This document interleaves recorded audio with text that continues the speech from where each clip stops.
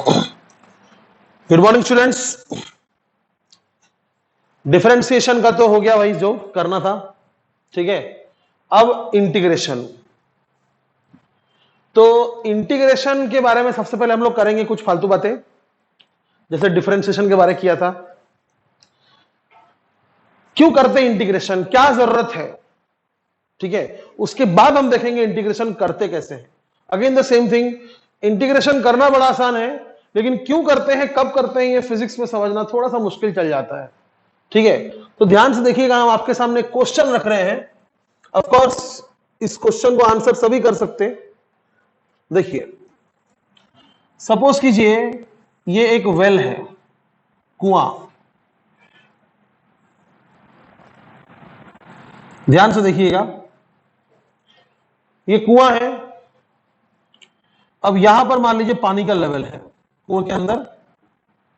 This is the water level inside the well, of course, ठीक है। और ये जो हाइट है वो मान लीजिए 10 मीटर है। सुनिएगा थोड़ा ध्यान से, ठीक है। हाइट कितना है, 10 metre.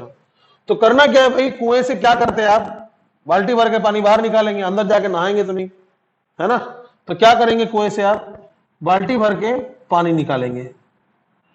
Suppose this is a bucket full of water, तो यहां मैं लिखता हूं mass of bucket full of water, मान लीजिए m मास, ये मान लीजिए 50 kg है, और हाइट कितना बोला मैंने, 10 मीटर। ओके, तो इस बकेट को ऑफकोर्स रस्सी से ऊपर उठाना है। ये बकेट फुल ऑफ वाटर को क्या करना है, रस्सी से ऊपर उठाना है। सो what is the work done, ये आप 9th क्लास में पढ़ चुके हैं। वर्क डन अगेंस्ट ग्रेविटी कितना होगा, what is the work done against gravity, कितना काम करेगा भाई कोई भी। वर्क डन का फॉर्मूला क्या होता है, फोर्स इंटू डिस्प्लेसमेंट, यही होता है ना, फोर्स इंटू डिस्प्लेसमेंट। अब सवाल उठता है कि मैं इस पर फोर्स कितना लगाऊंगा, कितना लगाऊंगा भाई, जितना भारी बाल्टी है उतना फोर्स में लगाऊंगा उसके ऊपर खींचने के लिए, है कि नहीं। क्योंकि बाल्टी का जो वजन होगा, वजन, weight, force will be weight. बाल्टी का जो वेट होगा उसका फॉर्मूला क्या होता है, वेट का फॉर्मूला क्या है, mg, ये आप जानते हैं, वेट का फॉर्मूला होता है mg। और डिस्प्लेसमेंट तो भाई डिस्प्लेसमेंट है। So this is the formula of work done, है ना। बात को समझिए, वेट लगता है नीचे, कितना, mg, आप खींच रहे हैं ऊपर, तो आप कितना फोर्स लगाकर खींचेंगे, जितना mg होगा उससे अगर कम लगाएंगे फोर्स तो क्या बाल्टी ऊपर आएगा, बताइए। अगर बाल्टी का वजन कुछ है और उससे कम अगर आप लगा रहे फोर्स तो क्या बाल्टी ऊपर आएगा, नहीं आएगा। उससे ज्यादा भी नहीं लगाना है, जितना mg है उससे ज्यादा अगर आप फोर्स लगाएंगे जरूरत ही नहीं है। तो कम से कम जितना mg है उतना तो भी फोर्स लगाइए, कम से कम जितना तो भी mg है उतना कम से कम फोर्स लगाइए, है ना। इसलिए फोर्स का जगह मैंने क्या लिखा, mg। अब m कितना है, m है 50, mass of the bucket full of water is 50, g कितना होता है, 10 होता है मान लीजिए, 9.8 के बजाय मैंने 10 मान लिया। और हाइट कितना है, कितना ऊपर उठाना है उसको, again 10 metre. So what is the work done, 5000 joule. ये मिल गया मेरा आंसर, 5000 जूल, ठीक है। अब सुनिएगा आगे, अब थोड़ा सा मैं क्वेश्चन में ट्विस्ट लाऊंगा जिससे आपको समझ में आएगा कि हम इंटीग्रेशन करते क्यों हैं, समझे। देखिए, अब मैं क्वेश्चन को ट्विस्ट कर देता हूं। Suppose there is a hole at the bottom of bucket, मान लीजिए बकेट के नीचे एक छोटा सा छेद है जिससे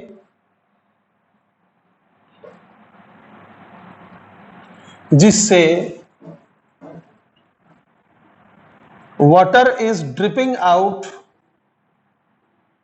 water is dripping out at a rate of 100 ग्राम पर मीटर।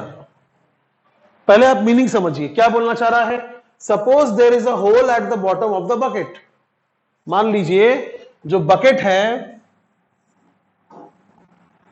जो बकेट है उसके बॉटम में मान लीजिए एक होल है, उसके बॉटम में मान लीजिए एक होल है, ठीक है। और उस होल से मान लीजिए पानी टप टप टप टप टप टप टपक रहा है। तो पानी कब टपकेगा, जब वाटर लेवल से ऊपर आ जाएगा तब टपकना शुरू हो जाएगा। और कहां तक टपकेगा, पूरा यहां तक टपकेगा। कहीं ऐसा ना हो कि बाल्टी ऊपर आते आते बाल्टी खाली, फिर से बाल्टी भर के डाला, फिर निकाला, ऊपर आते आते बाल्टी खाली। यार समझ रहे आप। तो इसका एक रेट है, रेट है। क्या रेट है, पानी टप टप टप टप टप टप टप टप गिरने का रेट क्या है ना भाई, रेट है कि 100 ग्राम पर मीटर। समझे, पानी गिरने का रेट क्या होगा, 100 ग्राम पर मीटर, मतलब पर मीटर, मतलब 1 मीटर जब वो ऊपर उठेगा, 1 मीटर मैं क्या करता हूं, उसको 10 भाग में बांट देता हूं। ये मान लीजिए 0, ये मान लीजिए 10, ये मान लीजिए 5, 4, 3, 2, 1, 6, 7, 8, 9 मान लीजिए, ठीक है। 1, 2, 3, 4, 5, 6, 7, 8, 9 एंड 10। तो क्या हो रहा है, ईच मीटर जब बकेट ऊपर आता है, ईच मीटर जब बकेट ऊपर आता है तो 100 ग्राम पानी निकल जाता है। यानी यहां तक जब बकेट पहुंचेगा तो 100 ग्राम निकल जाएगा, यहां तक जब बकेट पहुंचेगा तो और 100 ग्राम निकल जाएगा, यहां तक जब बकेट पहुंचेगा तो और 100 ग्राम निकल जाएगा, यहां तक जब बकेट पहुंचेगा तो और 100 ग्राम निकल जाएगा। तो ऐसे करते करते यहां तक जब निकलेगा, जब यहां तक बकेट पहुंचेगा तो कितना ग्राम पानी निकल जाएगा। 1 मीटर में अगर 100 ग्राम पानी निकल जाता है तो 10 मीटर में कितना ग्राम पानी निकलेगा। कम ऑन, इन 1 मीटर 100 ग्राम पानी निकला। अपने को बाल्टी कितना ऊपर उठाना है, 10। इन 10 मीटर कितना, 10 इंटू 100 यानी 1000 ग्राम, यानी कि 1 किलो पानी निकल जाएगा, है कि नहीं। Common sense.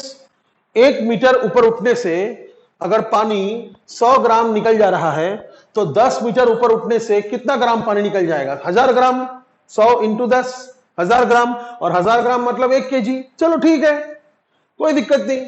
तो जब ये बाल्टी ऊपर पहुंच जाएगा, जब ये बाल्टी ऊपर पहुंच जाएगा, ध्यान से देखिएगा, जब ये बाल्टी ऊपर पहुंच जाएगा उस समय कितना मास बचा रहेगा, 49 केजी, है कि नहीं, है कि नहीं।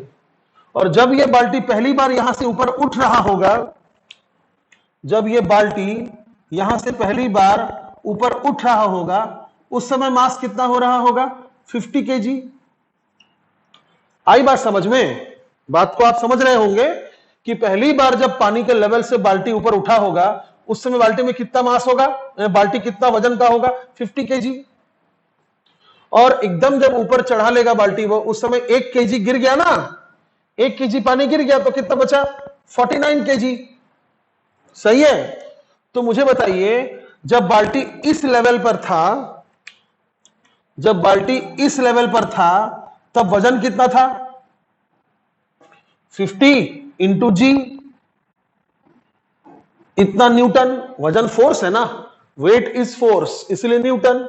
और जब बाल्टी यहां पहुंच जाएगा तब कितना mg होगा, 49 इंटू जी, 490 न्यूटन। समझे। Now the question is find the work done. फंस गए, फंस गए। डिफरेंशिएशन जैसा बहुत बड़ा लेक्चर नहीं लूंगा, बस इसका आंसर आप मेरे को दे दीजिए। अभी यहां अगर आप लोग बैठे होते तो बिंदास में आपसे एक एक करके पूछता, बताओ आंसर, बताओ बताओ, तब तक मैं चाय पी रहा हूं। बताओ आखिर तुम्हारा वर्क डन का फॉर्मूला क्या है? वर्क डन का फॉर्मूला क्या है? Force into displacement. फोर्स क्या है? वेट। बाल्टी का जितना भार रहेगा वही उतना ही फोर्स हम लगाएंगे, तो वेट। वेट क्या होता है? mg। तो मुझे बताइए, आप mg की जगह 500 लिखिएगा कि 490 लिखिएगा? क्या लिखिएगा? कुछ बच्चे बोलेंगे सर अपन स्टार्ट कर रहे 500 से, तो अपन 500 लिखेंगे। समझिए बात को, अपन स्टार्ट कर रहे 500 से, अपन 500 लिखेंगे। कुछ बच्चे बोलेंगे सर हमको कितना पानी मिला? हमको कितना पानी मिला? ना सर, हमको पानी मिला 490 न्यूटन। तो हम ये लिखेंगे यहां पर। मैं बोलूंगा बच्चे लोग दोनों बैठ जाओ, दोनों का आंसर गलत है।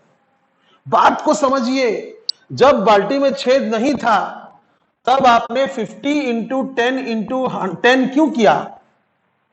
जब बाल्टी में छेद नहीं था तब आपने 500 इंटू 10 क्यों किया? क्योंकि throughout the displacement, try to understand this thing, throughout the displacement हम कितना फोर्स लगा रहे थे? Throughout the displacement, throughout the situation, the bucket is moving up to our hands. जब तक ये बाल्टी यहां से लेकर यहां तक नहीं पहुंच जाता तब तक हम कितना फोर्स लगा रहे थे? कितना फोर्स लगा रहे थे? जितना बाल्टी का वजन था। क्या बाल्टी का वजन कांस्टेंट था? हाँ। क्या मैं बोल सकता हूं ये पूरा 10 मीटर, ये पूरा 10 मीटर जो बाल्टी ऊपर आ रहा था, हमेशा ये पूरा 10 मीटर, हमेशा ये फोर्स 500 न्यूटन ही था जब बाल्टी में छेद नहीं था?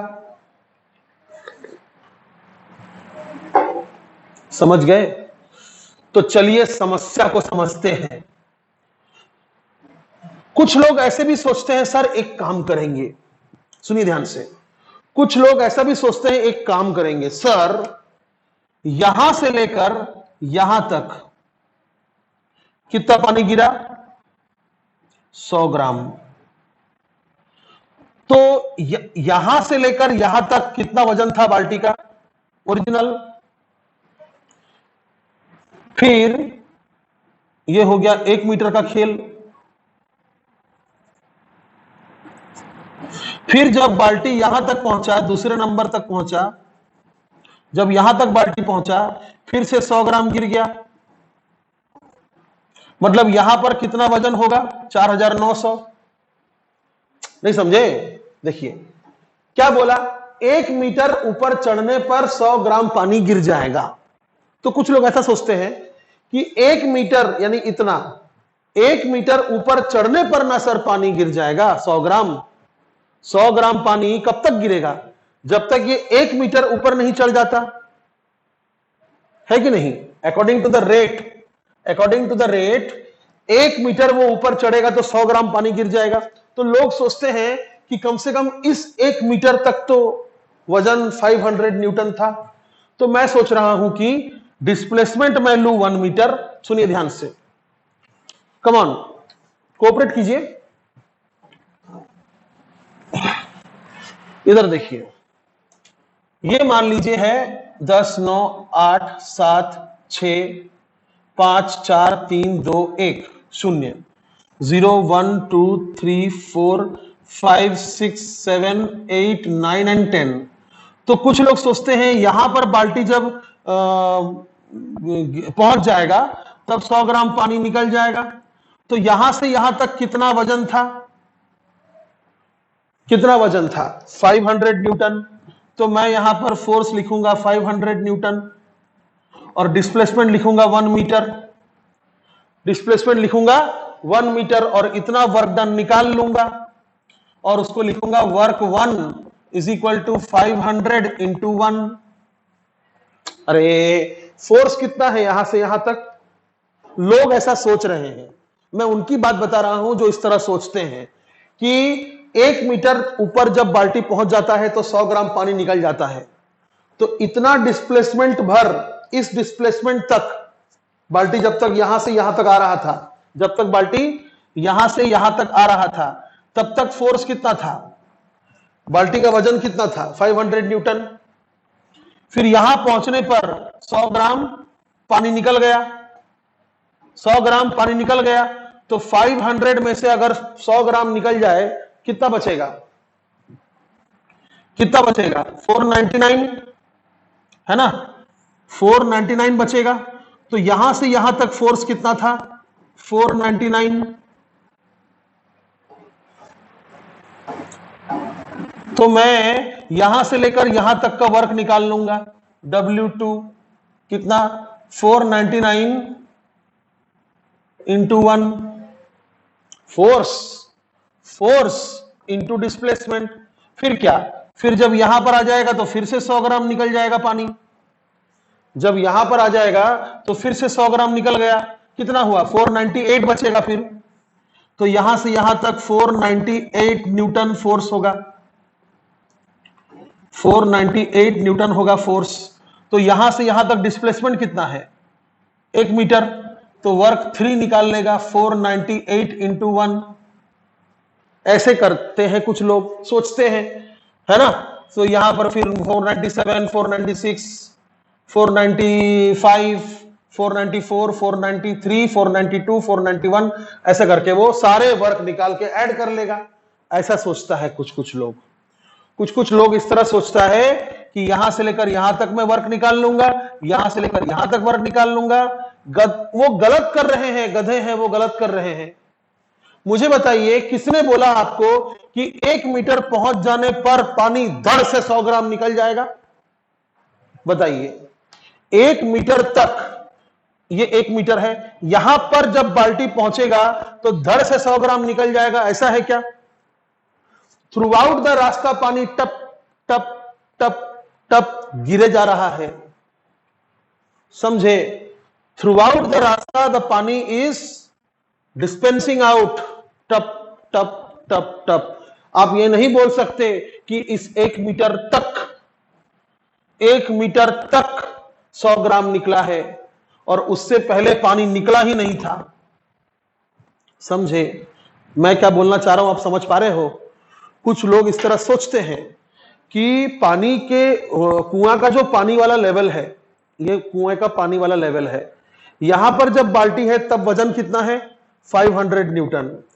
फिर क्या बोला? 1 मीटर ऊपर जाने से 100 ग्राम पानी निकल जाएगा, ठीक है। तो 1 मीटर ऊपर गया, 1 मीटर ऊपर गया, यहां पर 100 ग्राम पानी निकल रहा है, ऐसा है क्या?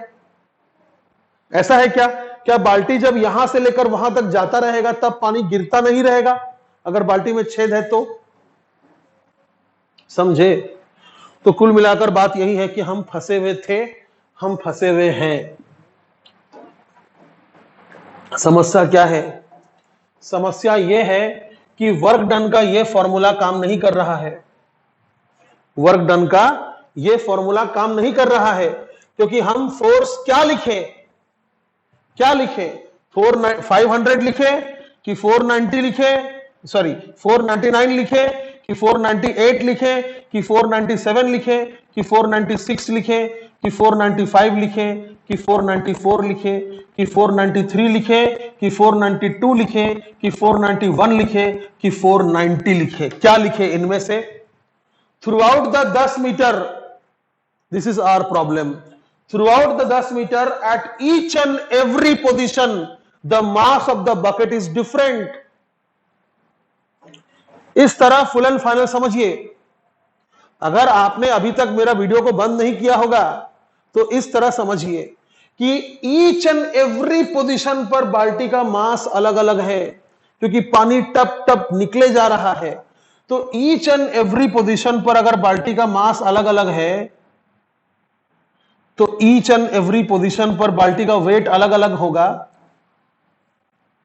तो ईच एंड एवरी पोजीशन पर आप अलग अलग फोर्स लगाएंगे। सही बोला कि नहीं?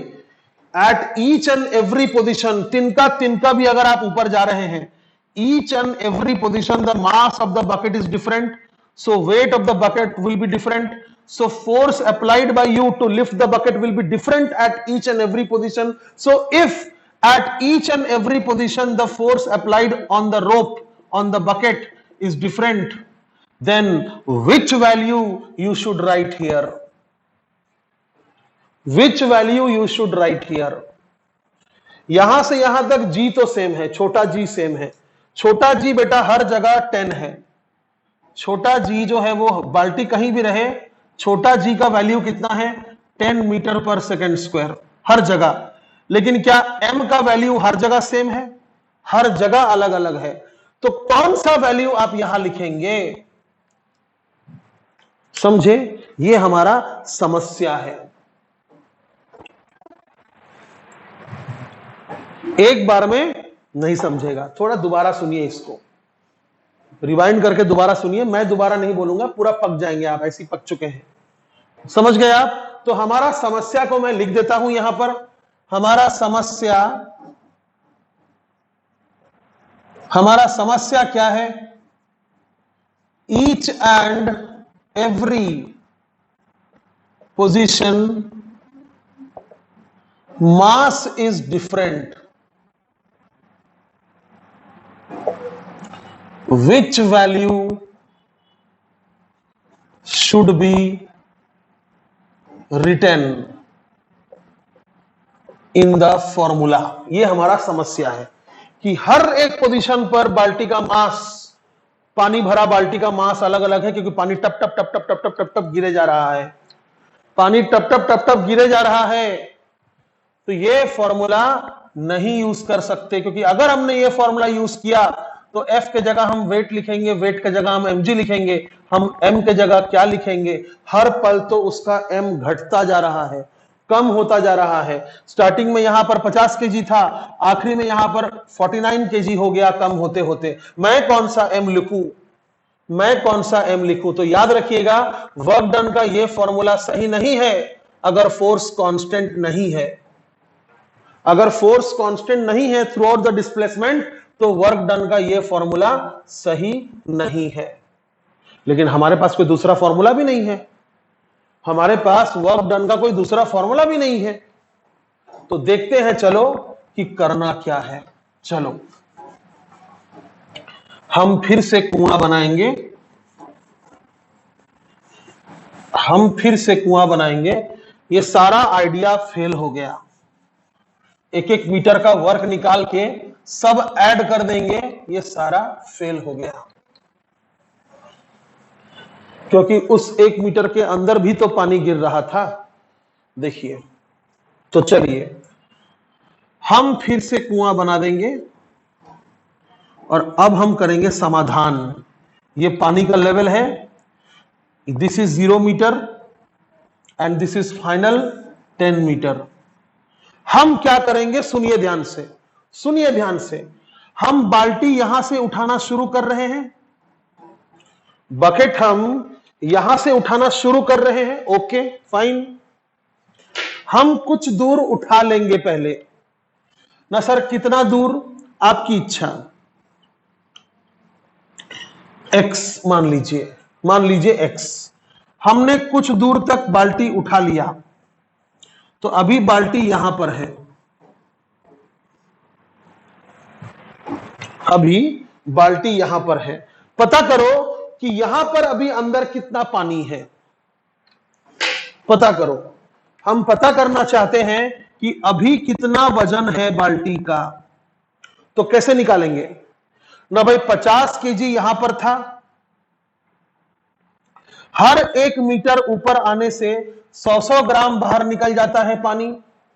हर 1 मीटर ऊपर आने से 100 ग्राम पानी बाहर निकल जाता है। तो x मीटर ऊपर आने से कितना पानी बाहर निकलेगा? यहां आइए, 10 मीटर निकालने का कोई फायदा नहीं हुआ, तो मैं लिख रहा हूं इन 1 मीटर 100 ग्राम पानी निकल गया है कि नहीं? इन 1 मीटर 100 ग्राम पानी निकल गया। तो तो हमने कितना उठाया, हमने उठाया x मीटर, तो x मीटर में कितना पानी निकला होगा, देयरफॉर इन x मीटर कितना पानी निकला होगा, 100 इंटू x पानी निकल गया होगा।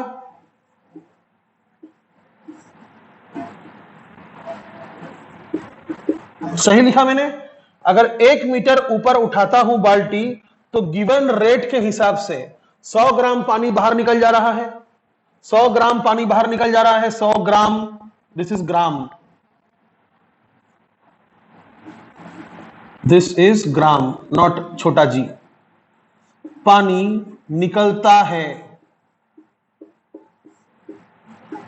यह क्वेश्चन में दिया हुआ है कि 1 मीटर ऊपर उठाने से 100 ग्राम पानी निकल जाता है ना।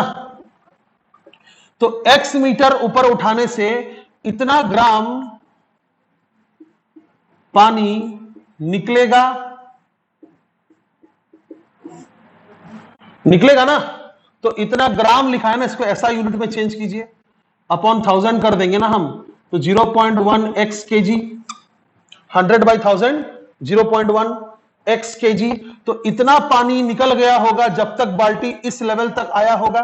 चलो ठीक है, तो बाल्टी का वजन अभी कितना है फिर, तो फिर x मीटर उठाने पर बकेट विथ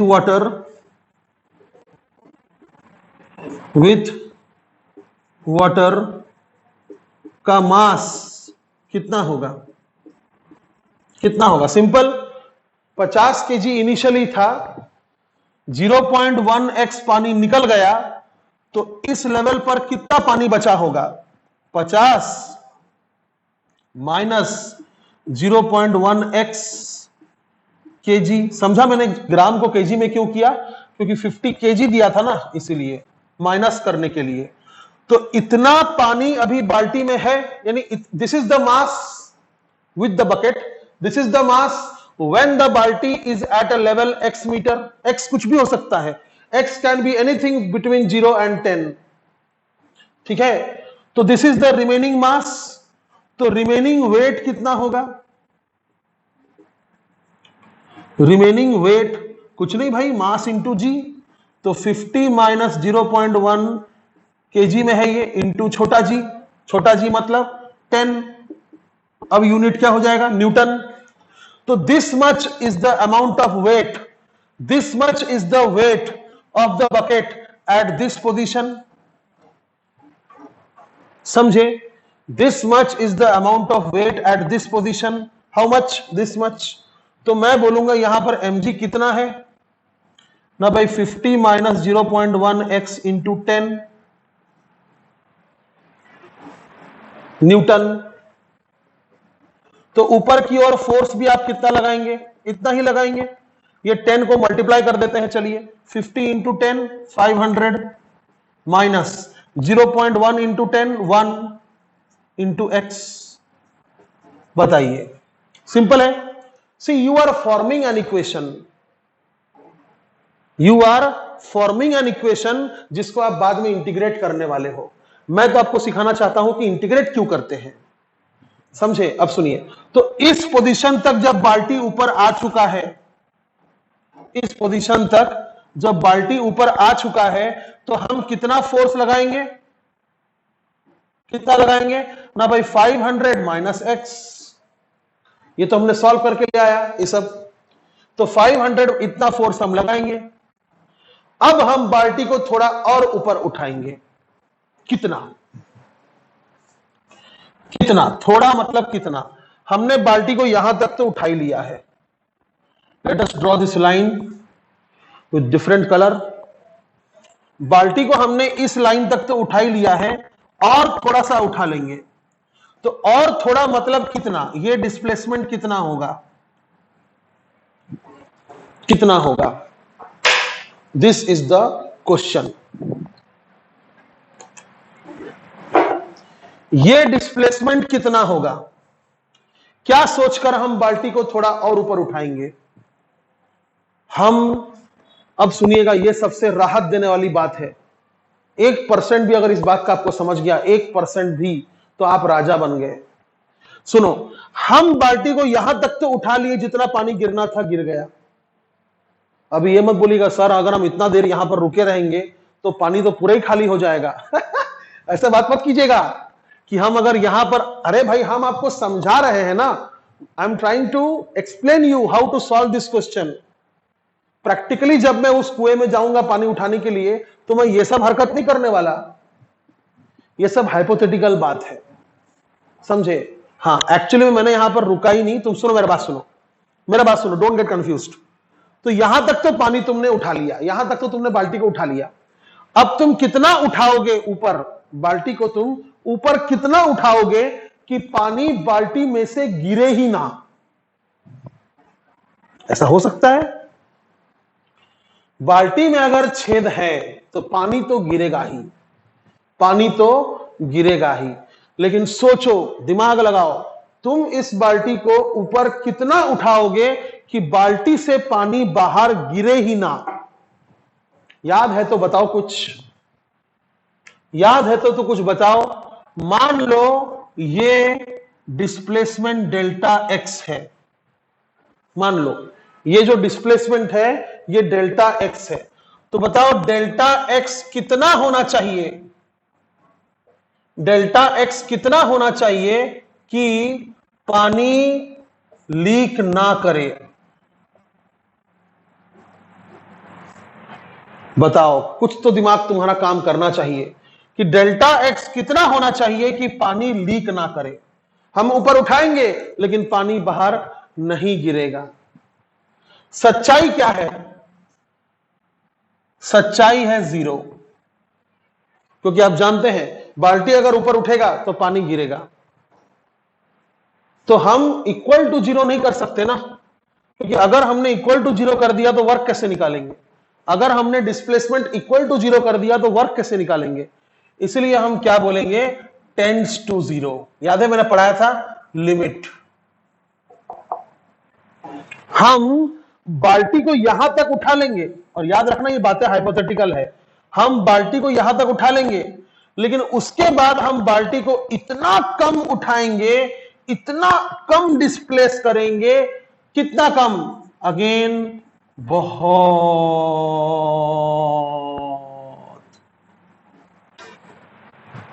बहुत कम। हम बाल्टी को इतना कम डिस्प्लेस करेंगे कि पानी लीक ना करे, और उसी को हम डेल्टा एक्स नहीं कहते, हम उसे डेल्टा एक्स नहीं कहते, हम उसे डी एक्स कहते हैं। याद है मैंने पढ़ाया था डिफरेंशिएशन में? हाँ, तो limit delta x tends to 0, limit delta x tends to 0, delta x को क्या बना देगा? D x. ये मैथ्स है, इसको लेकर मुझसे लड़ाई मत कीजिएगा। समझ गए बात को? आप बात को समझ गए? तो हम ऐसा क्यों कर रहे हैं? हम हाइपोथेटिकली भी ऐसा क्यों कर रहे हैं? क्योंकि हम हमारा समस्या समझते हैं। हम हमारा समस्या को समझते हैं कि अगर बाल्टी ज्यादा ऊपर गया फिर तो पानी निकल जाएगा बाहर, और पानी अगर बाहर निकला, पानी अगर इसके बाद बाहर निकला तो फोर्स चेंज हो जाएगा, और फोर्स अगर चेंज हो गया तो ये वर्क डन आप नहीं निकाल सकते। इस फॉर्मूले से वर्क डन नहीं निकाल सकते, क्योंकि ये फॉर्मूला कब लगता है? जब force through out the displacement constant हो। आई बात समझ में? आई बात समझ में? तो हम क्या करेंगे?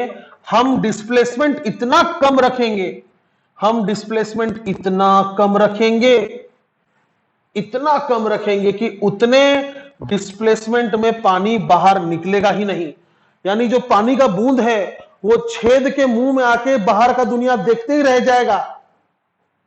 इमेजिन कीजिए, ये बाल्टी है, इसको आप देख रहे हो, वो छेद से पानी बाहर गिर रहा है, वो छेद से पानी बाहर गिर रहा है, बस झांक ही रहा था बाहर निकलने के लिए। वो छेद से, बाल्टी में जो छेद था, बाल्टी में जो छेद था, यहां से पानी का बूंद बाहर झांक ही रहा था गिरने के लिए, तो उतना देर में कितना बाल्टी कितना ऊपर उठा होगा? बहुत कम। बहुत कम।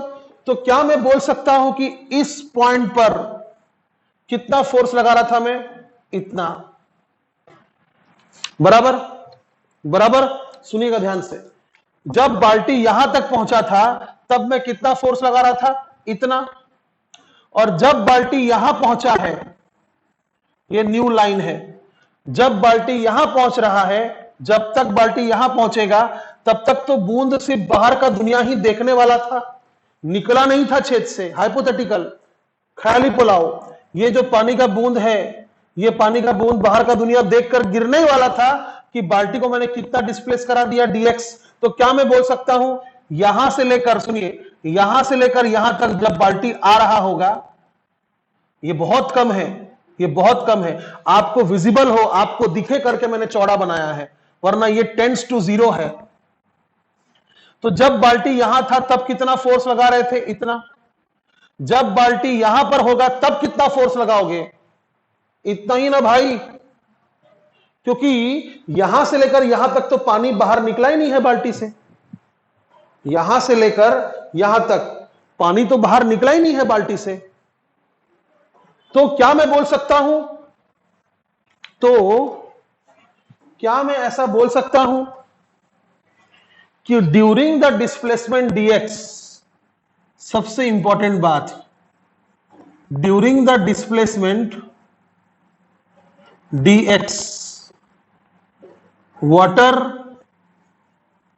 has not leaked through the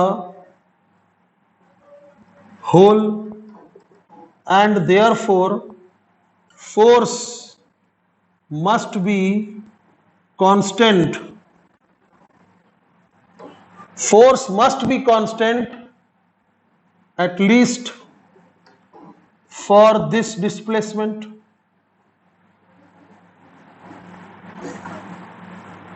कैसे हम थ्योरेटिकल बातों को मैथ्स में कन्वर्ट करेंगे, अभी आप देखिएगा, समझे।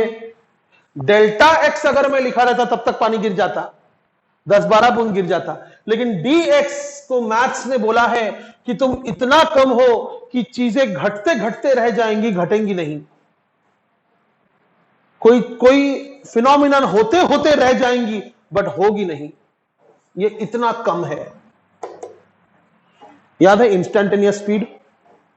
रामू के दुकान पर पहुंचकर आपने क्या बोला? समय तो धीरे धीरे बीत, तू धीरे धीरे ढल, तू इतना धीरे ढल कि मेरा स्पीड जो तेरे ढलने से बदल जाता है वो ना बदले, और मैं मेरे सर को जो भी स्पीड बोलूं वही मेरा स्पीड हो रामू के दुकान पर। उसी तरह से ये बाल्टी जब यहां पर पहुंचा था तब हमने फोर्स इतना लगाया था, तो मैं उसको इतना कम ऊपर लेकर जाऊंगा, मैं इस बाल्टी को इतना कम ऊपर लेकर जाऊंगा, तो कितना कम, कितना कम ना। डेल्टा एक्स अगर शिफ्ट इन बाल्टी का पोजीशन है, if delta x is the change in position, याद है डेल्टा मतलब चेंज है ना, डेल्टा मतलब चेंज। तो अगर डेल्टा एक्स चेंज है तो वो चेंज लगभग लगभग 0 होगा, इक्वल टू 0 नहीं होगा, लगभग लगभग 0 होगा। और अगर ऐसा हुआ तो डेल्टा एक्स नहीं, हम dx लिखते हैं। यानी व्हाट इज dx? dx इतना छोटा चेंज है कि मत पूछिए, समझे। तो dx डिस्प्लेसमेंट के दौरान, सुनिए ये आखिरी सवाल होगा मेरा, dx डिस्प्लेसमेंट के दौरान क्या बाल्टी में से पानी निकला है? नहीं। तो क्या बाल्टी का मास बदला होगा? नहीं। तो क्या फोर्स बदला होगा? नहीं। तो क्या मैं ये फॉर्मूला लगा सकता हूं? हां सर, समझे। मेरे पास यही एक फॉर्मूला था, दूसरा कोई फॉर्मूला ही नहीं था। तो मैथ्स का कमाल देखिए, मैथ्स ने बोला ठीक है, तुमको यहां से लेकर यहां तक वर्क निकालने नहीं मिलेगा क्योंकि हर जगह फोर्स अलग अलग है। तो एक काम करो, तुम इतना छोटा डिस्प्लेसमेंट लो, तुम इतना ज्यादा छोटा डिस्प्लेसमेंट लो कि कम से कम उस डिस्प्लेसमेंट में फोर्स चेंज ना हुआ हो। बस यहीं पर बात हो जाता है हाइपोथेटिकल, यहीं पर बात हो जाता है ख्याली पुलाव। तो मैंने उस डिस्प्लेसमेंट को मैथ्स के हेल्प से dx माना, तो मैं कम से कम, सुनिए, मैं कम से कम इतना उठाने का वर्क डन निकाल सकता हूं।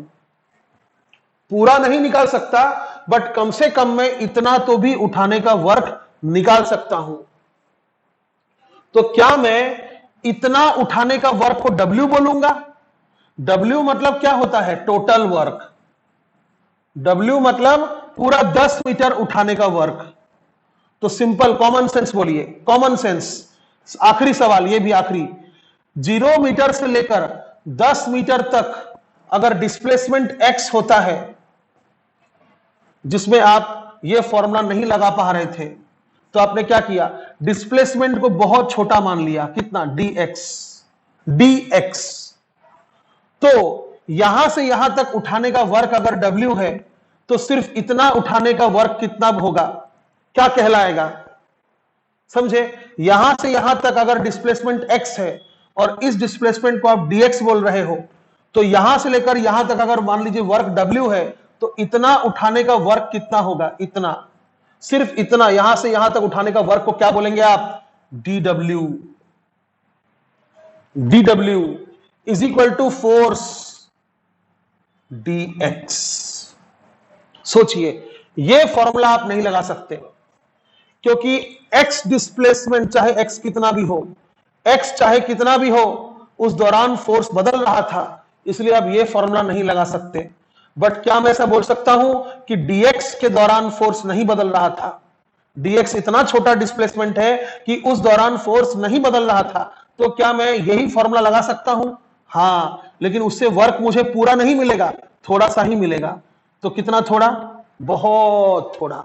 तो dW is equal to force into displacement. समझे? This is the displacement. तो वर्क इज इक्वल टू थोड़ा सा वर्क, dx उठाने का work is equal to force into dx। जैसे x उठाने का वर्क होता है फोर्स इंटू x। तो यह फॉर्मूला कब लगता है? जब फोर्स कांस्टेंट होता है ना? लेकिन यहां क्या लिखा मैंने? dx। क्या dx के दौरान फोर्स कांस्टेंट था? हाँ था, इसलिए मैं ऐसा फॉर्मूला लगा सकता हूं। यह फॉर्मूला नहीं लगा सकता, बट ऐसा फॉर्मूला लगा सकता हूं कि भाई work is equal to force into displacement. But याद रखिएगा, उस डिस्प्लेसमेंट में फोर्स होना चाहिए कांस्टेंट। अब बताइए, x तक जो आपने उठा लिया था, वहां पर फोर्स कितना था? 500 माइनस एक्स। 500 माइनस एक्स, यहां तक फोर्स था 500 माइनस एक्स, और यहां पर भी कितना फोर्स था? 500 माइनस एक्स, क्योंकि इस दौरान तो पानी बाहर निकला ही नहीं था। तो क्या मैं यहां पर लिख सकता हूं 500 माइनस एक्स फोर्स की जगह, और डिस्प्लेसमेंट जो है लिख दीजिए। अब हम धीरे धीरे हाइपोथेटिकल से रियल की ओर आ रहे हैं। अब सुनिए,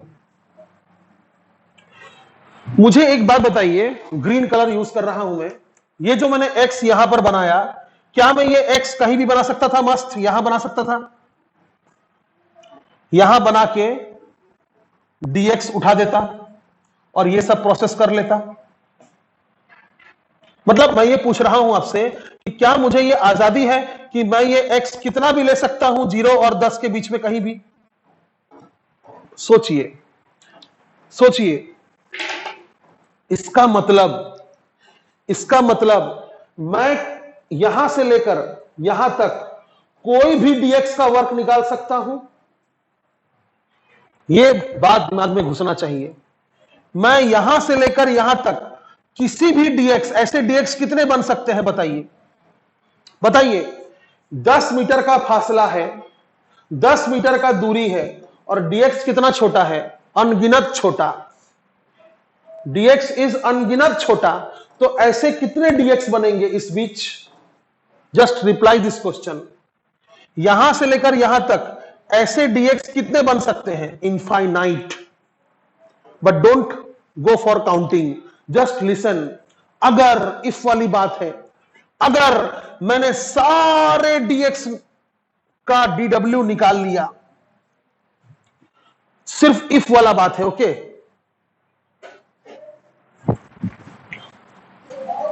सिर्फ इफ वाला बात है। बोर्ड की तरफ देखिए,